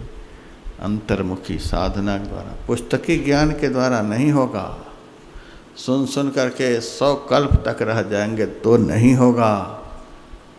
अभ्यास चाहिए। अभ्यासेन्द्र कौन्ते वैराग्येण च गृह्यते। अभ्यास और वैराग्य के द्वारा चंचल और अस्थिर मन जहाँ जहाँ जाता है वहाँ वहाँ से लौटा लौटा करके एक ही लक्ष्य पर, हमारा स्वरूप ही हमारा लक्ष्य है, उस लक्ष्य के अलावे हमारी दृष्टि कहीं नहीं जाए, मन कहीं नहीं जाए। जाए तो वापस लाइए, जाए तो वापस लाइए। एक ही क्रिया को बार बार दोहराने का नाम अभ्यास कहलाता है। उस अभ्यास काल में अनावश्यक दृश्य में मन जाता है। उन अनावश्यक दृश्यों से मन को हटाते रहना, यही तो वैराग्य है। अनावश्यक चिंतनों से मन को, अनावश्यक संकल्प विकल्पों से मन को, अनावश्यक दृश्य जो सामने आता है, जो असली दृश्य को ओझल कर देता है, उसको हटाते रहना, इसको कहते हैं वैराग्य। इस तरह का वैराग्य हो। अनावश्यक चिंतनों से, दृश्यों से अपने को बचाते रहें और अपने स्वरूप में ही अपने को लगाते रहें। और कहाँ लगाना है? अपने सिवा और है क्या? उसी में अपने को लगाते रहें। उसी में अपना मूल स्वरूप जो है, अपना जो विशुद्ध स्वरूप जो है, हम जो इस शरीर में हैं बस वही हैं। इसके अलावा क्या है संसार में? तो हमारा अंदर में जहाँ निवास है, बिंदु मध्य जीवात्मा सूक्ष्म रूपेण वर्तते, 2 रेखाओं का जहाँ मिलन होता है, वह मिलन स्थान पर जो चिन्ह बनता है उसको बिंदु कहते हैं। उसी तरह से इरा और पिंगला 2 अंदर की सूक्ष्म रेखाएं हैं। इन दोनों का मिलन जहाँ होता है वह स्थान सुषुम्ना का होता है, वह सुषुम्ना है। इसी को आज्ञा चक्र कहते हैं। योगियों ने 10वां द्वार कहा है, ब्रह्मरंध्र कहा उसको। और सुषुम्ना अत्यंत ज्योतिर्मयी नारी है, उसको ब्रह्म नारी भी कहा जाता है। उस नारी का सीधा संबंध ब्रह्म से है। उसी नारी का प्रकाश हमारे दोनों नेत्रों में आता है तो हम दुनिया को देखते हैं। वह अत्यंत प्रकाशमयी नारी है। तो वही हमारा स्थान है जागृत अवस्था में। वहीं पर जीव जागृत अवस्था में रहता है। दोनों आँखों के मध्य मुकाबले अंदर में वह स्थान है। योगिक क्रिया के द्वारा इड़ा पिंगला दोनों नाड़ियों को वहाँ पर बारंबार केंद्रित किया जाता है। वहाँ से ख्याल हटे वहीं लगाइए, वहाँ से ख्याल हटे वहीं लगाइए। यही है अभ्यास। इस अभ्यास काल में और दूसरा तीसरा चिंतन हो, उन चिंतनों से मन को हटाइए। ये वैराग्य, कितना अभ्यास वैराग्य की व्याख्या बहुत दुनिया में शास्त्रों में है। इतना ही अभ्यास वैराग्य को आप समझिए तो काम बन जाएगा। इसी तरह से स्वरूप चिंतन करने से अज्ञानता का आवरण सामने से हटेगा। अज्ञानता का आवरण हटा। यह कोई पर्दा, कपड़े का पर्दा नहीं है, अज्ञानता का है और नहीं भी है। यदि स्वरूप चिंतन ठीक ठीक हो गया तो पर्दा का पता ही नहीं चलेगा वो पर्दा कहाँ गया। जैसे यह सामियाना लगा हुआ है, 30 तारीख के बाद सामियाना को हटा दिया जाएगा तो पता चलेगा। जिस कारण से सामियाना के अंदर के आकाश का नाम पड़ गया था पटाकाश, वो पटाकाश कहाँ चला गया? कोई चिन्ह दिखेगा कि यहाँ से पटाकाश था, अब ये महदाकाश में परिवर्तित हो गया? कोई चिन्ह दिखता है? केवल पट हट गया, बस चिन्ह खत्म। आकाश तो तत्व रूप में एक ही है, आवरण भेद के कारण घटाकाश, पटाकाश, मठाकाश, आवरण का भेद हट गया तो बस महदाकाश ही बचता है। उसी तरह से जीवात्मा के ऊपर जो मल विक्षेप आवरण है, माया के आवरण हैं, अविद्या के आवरण हैं, ये भ्रम है। संत सद्गुरु इसको भ्रम बतलाते हैं और अभ्यास के द्वारा इस भ्रम को खत्म कर दिया जाता है। स्वरूप चिंतन होते होते होते जैसे अपने स्वरूप का बोध होता है, ये भ्रम का आवरण कहाँ चला जाता है, फिर दोबारा दिखता ही नहीं। एक बार ये दूर हो जाए दोबारा नहीं दिखेगा। हमारा भ्रम ही इस रूप में दिखलाया जाता है कि हम न अपने को देख पाते हैं और न अपने बनाने वाले को देख पाते हैं।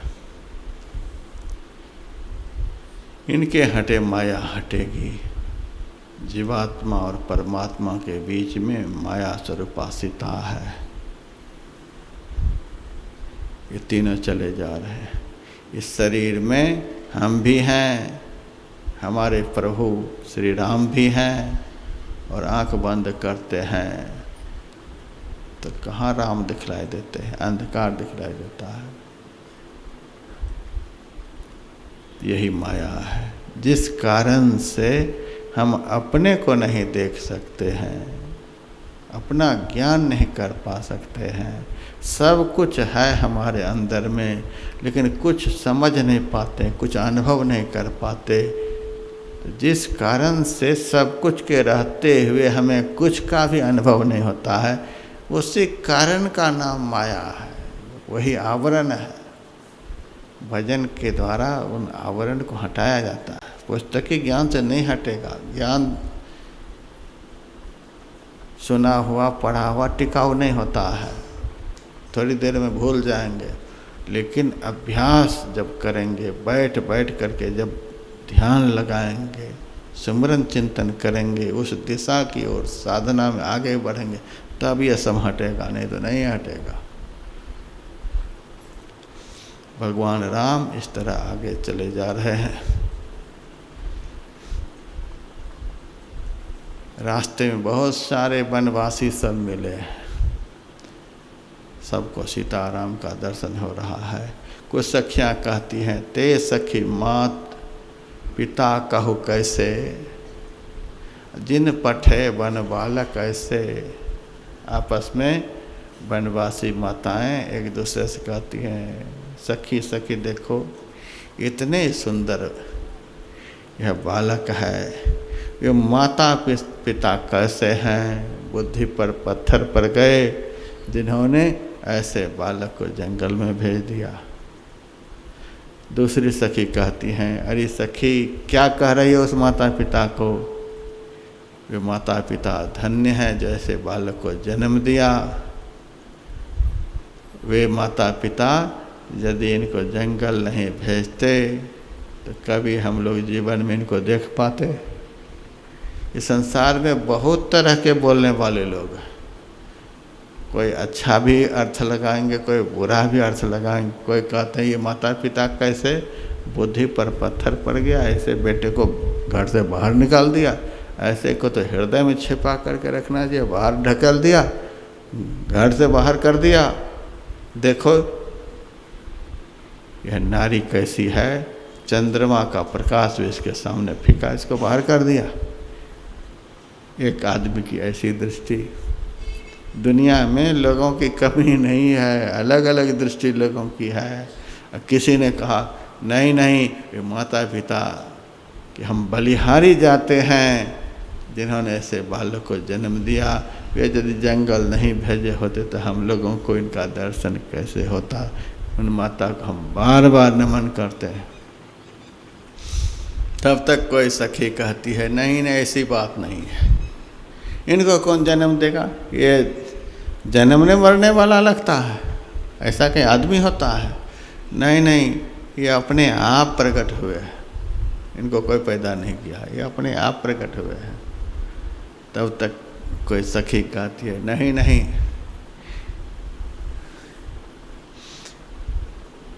इसके रूप को देख करके ब्रह्मा जी अपनी बुद्धि से दूसरा रूप बनाने लगे। जैसा यह रूप है, इस रूप को देखकर ब्रह्मा जी के मन में हुआ कि हम भी ऐसा रूप बनाएं अपने से। हम तो बनाने वाले देवता हैं, हम बनाते हैं इसको। तो ब्रह्मा जी बनाने तो लगे लेकिन बना नहीं पाए। भगवान के बनाए तो ब्रह्मा जी हैं, अब वे ब्रह्मा जी भगवान को कैसे बना देंगे। तो बनाना चाहते थे लेकिन बना नहीं पाए। इसलिए ईर्ष्या के मारे जब हम ऐसा रूप बना ही नहीं सके, इस रूप को कोई देखे ही नहीं, इसीलिए ब्रह्मा जी ने इन तीनों को जंगल में ला करके छिपा दिया, कोई इसको देखे ही नहीं। बहुत तरह की बातें लोग कर रहे हैं। सीता जी से सखियां कहती, सीता देवी आप बताओ कि तुम्हारे साथ में जो चल रही है कौन है तुम्हारे। सीता जी जल्दी बोलती नहीं। बोलने की बीमारी कलयुग में आई है माइयों को, दिन भर एक कर देती है। पहले सीता जी को पूछती रही ये कौन लगते हैं, कौन तुम्हारे हैं, कहाँ आई हो, कहाँ जा रही हो, पूछ रही हैं सखियाँ, लेकिन सीता जी कुछ नहीं बोलती। बोलती क्यों नहीं, नाराज हो गई हो। हम जंगल के जीव हैं, अज्ञानी हैं, बोलने के लिए नहीं आता है, इसलिए ना हमसे नहीं बोलते हो। जब इस तरह से रो रो करके सखियाँ कहने लगीं, तब सीता जी धीरे से कहती हैं लक्ष्मण जी के विषय में, ये हमारे देवर हैं, इनका नाम लक्ष्मण है। और बगल में जो है श्याम वर्ण के हैं। इशारे से नाम नहीं बताई। सीता जी ने भगवान का नाम नहीं लिया। ये पातिव्रत धर्म की महिमा यदि आप लोग सुने तो पत्नी को कभी भी पति का नाम लेकर के पुकारना नहीं चाहिए। पति का नाम, अभी भी देहात की माताएं को देखिएगा, नाम नहीं बताएंगे पति के। अभी तो फटाफट नाम ले आओ एक कप चाय, ये ले आओ बाजार से सब्जी, नाम लेकर के ही। पहले की मर्यादा वृद्ध माताओं को देखिएगा, नाम नहीं बताती है। अभी पति का नाम बोलने से पति की आयु कम होती है, नाम नहीं बोलना चाहिए। अब क्या मतलब है, मरे जिए जल्दी खत्म हो जाए तो और आफत चल जाए। पूरी रामायण को पढ़िए आप लोग, तुलसीदास जी की रामायण को पढ़िए और हमको पढ़ करके आप लोग बताइएगा कि सीता जी अपने मुंह से राम शब्द कितनी बार बोली है। आप लोगों को मैं भार दे रहा हूँ रामायण पढ़ने का, माताओं को ज़्यादा। जो पढ़े लिखे हैं वो अपने से पढ़ेंगी और जो पढ़े लिखे नहीं हैं वो अपने बच्चे से रामायण पढ़ा लीजिए और हमको बताइएगा कि संपूर्ण रामायण में सीता जी के मुँह से राम शब्द कितनी बार निकला है। राम सुनो, राम देखो, हे राम हे राम हे राम, राम शब्द कितनी बार मुझसे, करुणा निधान शब्द निकला है, लेकिन राम शब्द कितनी बार निकला आप लोग बताइएगा। हम तो बहुत कम पढ़े लिखे महात्मा हैं, ज़्यादा नहीं पढ़ पाए, आप लोगों को देते हैं पढ़ने का भार। आप बताइएगा, नहीं बताई है नाम।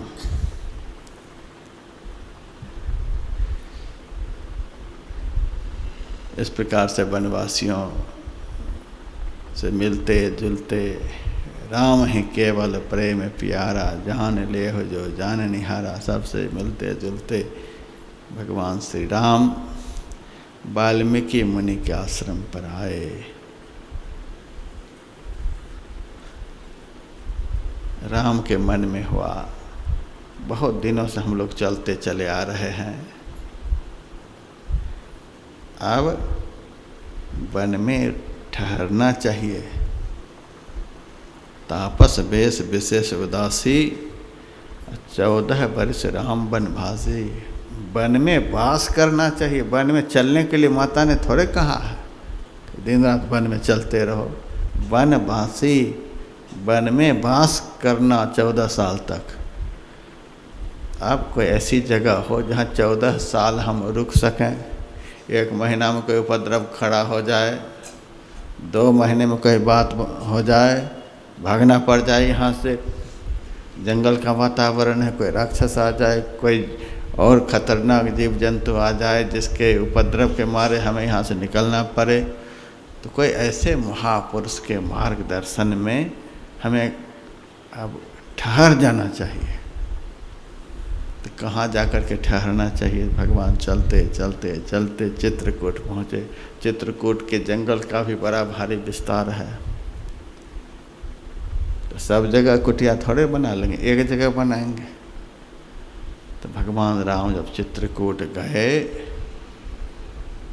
तो वहाँ देखते हैं सिंह है, बाघ है, गाय है, लोमड़ी है, बंदर है, हिंसक अहिंसक पशु पक्षी सब एक साथ घूम रहे हैं, एक साथ सब पानी पी रहे हैं, एक साथ सब रह रहे हैं। राम जी ने लक्ष्मण से कहा, लक्ष्मण अब हमको यहीं रहना चाहिए। यहाँ लगता कोई संत विराजते हैं। संत जो विराजते हैं उसी का यह प्रभाव है कि सब प्राणी एक साथ शांति से बैठे हुए हैं। यदि संत नहीं होते तो इतनी शांति यहाँ नहीं होती। हिंसक अहिंसक सबके अंदर का भाव ही बदल गया है, सब एक भाव में बह रहे हैं, जो सबके मलिन भाव को मिटा दे, सबके अंदर जो एकत्व भाव प्रकट कर दे, वही तो संत हैं। सब गाय भैंस बाघ सिंह हाथी सब एक साथ हैं। ये संत का दरबार है, यहीं शांति मिल सकती है, यहीं हमारा 14 साल का समय बढ़िया से कट सकता है। और जहीं तहीं हम डेरा डाल देंगे आजम खां के बगल में, फिर तो 15 दिन के बाद कुटिया खाली करा देगा, निकल यहाँ से, आया है अयोध्या से भजन करने के लिए। तो जोगी जी की दया है जो बेचारे जगह पर हैं, नहीं तो उत्तर प्रदेश में इतने शांति से साधु महात्मा रह लेंगे, कदापि नहीं। साधु पुरुष के द्वारा ही ऐसी व्यवस्था बन सकती है। साधु के द्वारा जब समाज का संचालन होता है तब समाज शांति का अनुभव करता है, जिसके चलते समाज की शांति अशांति में बदली रहती थी। ऐसे आदमी को वातावरण की शांति अच्छी नहीं लगती है, उपद्रव करते हैं। तो भगवान श्री राम ने देखा ये संत का समाज है, यहाँ शांति का वातावरण है, यहीं हम 14 साल का समय गुजार सकते हैं। भगवान श्री राम चित्रकूट में बड़े प्रेम से चले आ रहे हैं। दूर से ही संत की कुटिया दिखलाई दी। वाल्मीकि मुनि के आश्रम पर उनके 10,000 शिष्य रहते थे। तो शिष्य कभी लकड़ी के लिए, कभी जल के लिए, कभी फल के लिए जंगल में इधर उधर जाते थे। तो जाते हुए इन तीनों को देखा और आकर के वाल्मीकि मुनि से कहा, महाराज महाराज, ये जंगल में तो 3 बड़े विलक्षण पुरुष आए हुए हैं। एक श्याम वर्ण का है, एक गौर वर्ण का है, दोनों के साथ में एक सुंदरी गौर वर्ण की विश्व मोहिनी नारी भी है। महाराज ये 3 चले आ रहे हैं। शिष्यों ने तो केवल बताया, लेकिन वाल्मीकि मुनि तो पूर्ण संत हैं, तुरंत जान गए कि कौन है।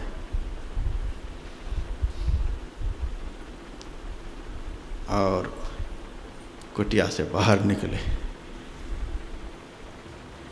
मुनिवर अतिथि प्राण प्रिय पाए। प्राण को प्रिय लगने वाले अतिथि हमारे चले आ रहे हैं। संत के प्राण प्रिय भगवंत होते हैं। जिनको एकमात्र भगवंत ही प्राण से भी अधिक प्यारे लगें तो समझ लेना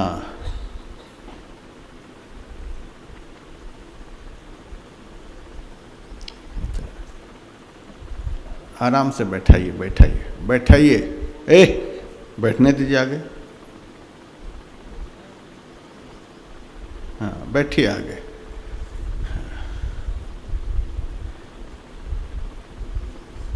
जिनको भगवंत प्राण से भी अधिक प्यारे लगें, और कुछ भी प्यारा नहीं, भगवान केवल प्राण से अधिक प्यारे लगें, उनके साथ कुछ दिन रह करके, उनके पास कुछ दिन बैठ कर, 1-2 दिन में पता नहीं चलेगा, वो माला छोड़ेगा ही नहीं ढोंगी आदमी। 1-आध दिन में आप चाहेंगे कि ये संत हैं कि असंत हैं, पता नहीं चलेगा। 1-आध दिन तो आपको माला फेर फेर करके पागल कर देगा। अरे ये तो माला छोड़ता ही नहीं, समाधि छोड़ता ही नहीं। 2-4 दिन के बाद फिर धीरे धीरे नक्शा सामने आता है। जिनको जीवंत परमात्मा प्राण से भी अधिक प्रिय लगे, ब्रह्मनिष्ठा, ब्रह्मनिष्ठ महापुरुष जो कहते हैं, जिनकी निष्ठा एकमात्र ब्रह्म में और कहीं भी नहीं, 2400 घंटे ब्रह्म चिंतन में जो डूबे रहते, प्राण से भी अधिक प्यारे, जिनको राम लगे, समझ लेना वे संत हैं। भगवंत का परिचय क्या है? जिनको 2400 घंटे संत प्राण से भी अधिक प्यारे लगे, उन्हीं को भगवंत कहते हैं। जिनके लिए संत प्राण से भी अधिक प्यारे वे भगवंत हैं, और जिनको भगवंत प्राण से अधिक प्यारे वे संत हैं। मुनि कह राम दंडवत कीन्हा। देखिए संत की मर्यादा। मुनि कह राम दंडवत कीन्हा। संत को भगवान ने देखा और दंड के समान गिरकर प्रणाम किए।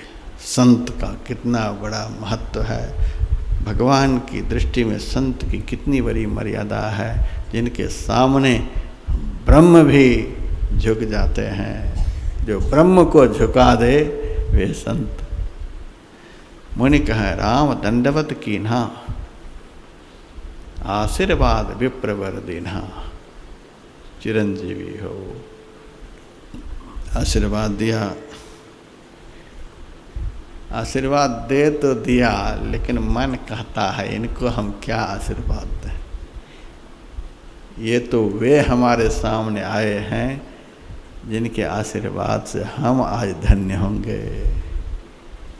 देख राम छवि नयन जुराने, राम को देख करके तो आँखें शीतल हो गई, जिनको देखने के लिए अनादि काल से हम तड़प रहे थे, छटपटा रहे थे, आज तक दर्शन नहीं हो पाया था, दृष्टि शीतल नहीं हो पाई थी।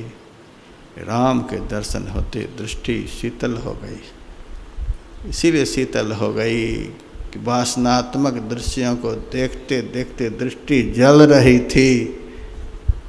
आज भगवंत का दर्शन, जिसलिए यह दृष्टि मिली थी, जिनको देखने के लिए दृष्टि मिली थी, आज वे सामने आ गए, इसीलिए दृष्टि शीतल हो गई।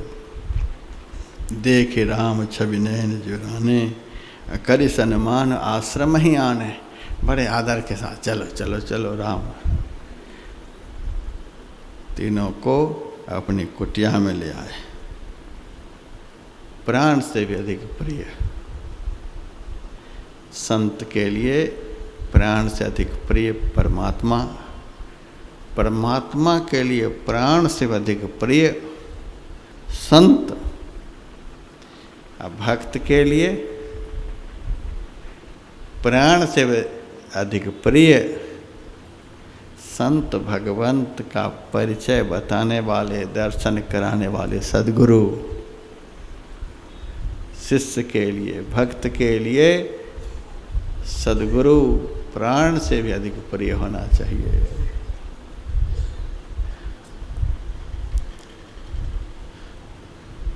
अब देखिए सांसारिक लोगों को, ये पुरुष वर्ग जो होते हैं अपनी पत्नी के लिए प्राण प्यारी शब्द का प्रयोग, इधर पुरुष के लिए प्राण प्यारे, यह सही बोल रहे हैं। दोनों एक दूसरे के जान लेने वाले, कहते हैं प्राण प्यारे प्राण प्यारी। या तो आप उनको छोड़ करके पहले चले जाएंगे, रुलाते रहेंगे बुढ़ापे में, या तो आप छोड़ करके जाएंगे, पुरुष छोड़ करके जाएंगे। पुरुष छोड़ करके जाएं आपको, चाहे आप छोड़ करके जाएं, एक दूसरे को छोड़ करके जाने वाले हैं और छूटने के बाद एक दूसरे को रुलाने वाले हैं। ये रुलाने वाले एक दूसरे को प्राण प्यारे कैसे हो सकते हैं? हम लोग रास्ता भटक गए हैं, इसीलिए रुलाने वाले को, एक दूसरे के संग को छोड़ने वाले को, अलग हो जाने वाले को, सदा सदा के लिए अलग हो जाने वाले को बुद्धि में भ्रम होने के कारण प्राण प्यारे कहते हैं। लेकिन मेरा प्रवचन सुन करके प्राण का दुश्मन मत कहना, घर का नक्शा खराब हो जाएगा।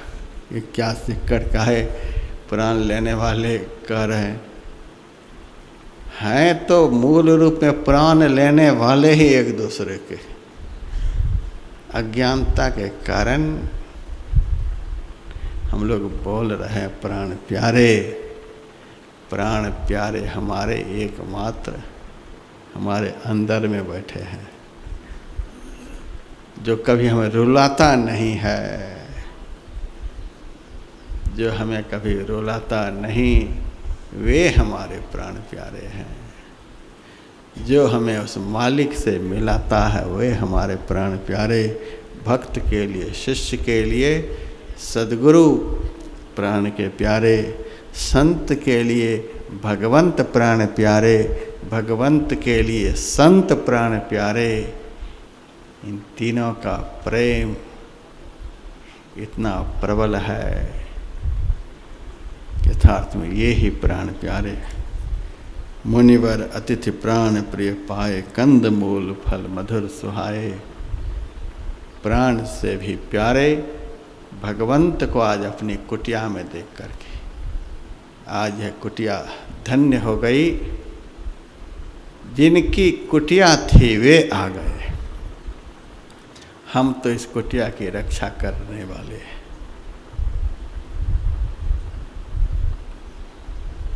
बाकी इस कुटिया के मालिक तो ये हैं, शरीर रूपी कुटिया की रक्षा करने वाले हम लोग हैं। इस शरीर रूपी कुटिया की रक्षा करने वाले हम हैं। इस शरीर रूपी कुटिया को बनाने वाले मालिक तो परमात्मा हैं। मुनिवर अतिथि प्राण प्रिय पाए, और कंदमूल फल लाकर भगवान के चरणों में अर्पित करते हैं। वाल्मीकि मन आनंद भारी। आज संत के मन में बड़ा आनंद है। संत को आनंद होता है भगवंत के दर्शन से। आप अरब खरब उनके चरणों में अर्पण कर दें। यदि सही में वे संत होंगे तो अरब खरब से वे आनंदित होने वाले नहीं। कितनी भी आप स्तुति करो, प्रार्थना करो, बड़ाई करो, कुछ करो, पूर्ण संत होंगे तो इन सब बातों से आनंदित होने वाले नहीं। उनको तो एकमात्र आनंद होता है। आनंदमयोभ्यासात्, ब्रह्म का स्वरूप जो बताया गया है ब्रह्म सूत्र में, आनंदमयोभ्यासात्, परमात्मा आनंद के स्वरूप हैं। उस आनंद स्वरूप ब्रह्म के दर्शन से संत को आनंद होता है। वाल्मीकि मन आनंद भारी, मंगल मूर्ति नयन निहारी। एक बार दर्शन हो जाए फिर कभी अमंगल का दर्शन नहीं होगा। यथार्थ में यही ब्रह्म का स्वरूप है, जिनका दर्शन होते ही ऐसा अखंड आनंद प्राप्त होता है जो आनंद कभी खंडित नहीं होता है। और यह आनंद इंद्रियों से प्राप्त होने वाला नहीं है। यतो वाचो निवर्तन्ते अप्राप्य मनसा सह। किसी भी इंद्रियों से यह अखंड आनंद प्राप्त होने वाला नहीं।